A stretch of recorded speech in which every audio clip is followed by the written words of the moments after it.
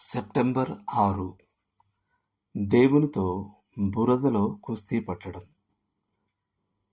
చదవండి. యోబు గ్రంథము 30వ అధ్యాయం.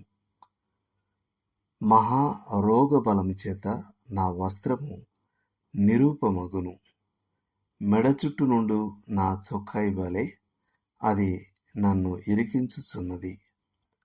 ఆయన నన్ను బురదలోనికి త్రోసెను, నేను ధూళియు బూడిదయునైనట్లున్నాను. యోబు 30:18-19 వచనాలు.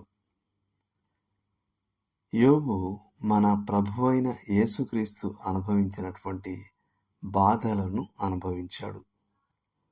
పగటిపూట యోబు తట్టుకోలేని బాధను అనుభవించాడు. రాత్రిపూట దేవుడు అతనితో పోరాడాడు. అతని దుస్తులను బిగుసుకున్న కోటుగా మార్చి అతన్ని బురదలో పడవేశాడు.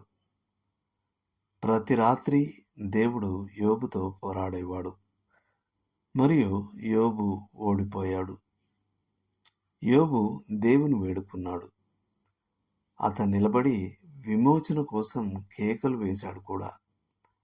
కానీ అతని ప్రార్థనలకు జవాబు రాలేదు. యోబు 30:20. యోబు అవసరతలో ఉన్నవారికి నమ్మకంగా సహాయపడ్డాడు. యోబు గ్రంథం 29వ అధ్యాయము 12-17 వరకు. కానీ అతనికి ఇప్పుడు ఎవరూ సహాయపడలేదు.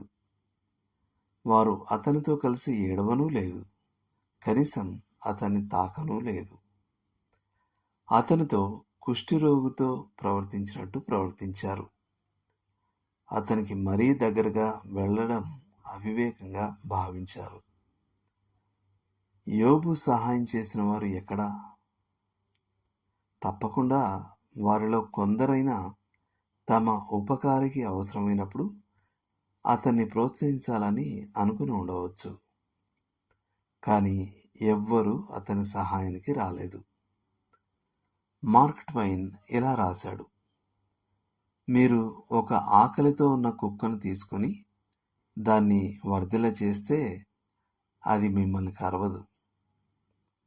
ఇది కుక్కకు మనిషికి మధ్య ఉన్న ప్రధాన తేడా.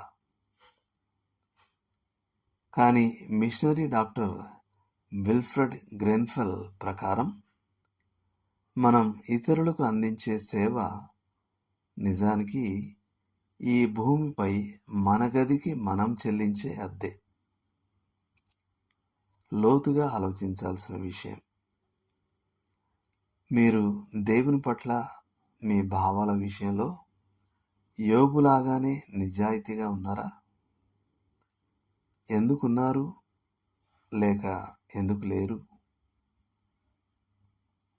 దేవుడు మిమ్మల్ని దీవించును గాక. ఆమేన్.